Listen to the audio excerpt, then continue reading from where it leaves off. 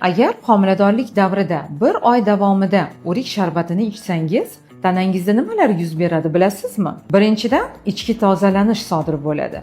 O'rik tarkibidagi tabiiy tolalar ichakni yumshoq tozalaydi. Ayniqsa, ich qotishi homiladorlikdagi eng keng tarqalgan muammolardan biridir. O'rik esa ushbu muammoning shirin yechimi bo'lishi mumkin. Ikkinchidan, qon tarkibi yaxshilanadi. O'rikda temir moddasi ko'p. Temir esa homilador ayol uchun zarur, chunki kamqonlik nafaqat siz, balki homilangiz salomatligiga ham salbiy ta'sir qiladi. Uchinchidan, o'rik sharbati ichilsa, teri nurlanadi va asablar tinchlanadi. O'rikning tabiiy antioksidantlari terini sog'lom va tiniq qiladi.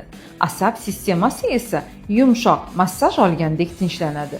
Bu esa homiladorlik davrida juda kerakli holatdir. To'rtinchidan, immunitet kuchayadi. C vitamini va beta kerotin tanani himoya qilishga yordam beradi.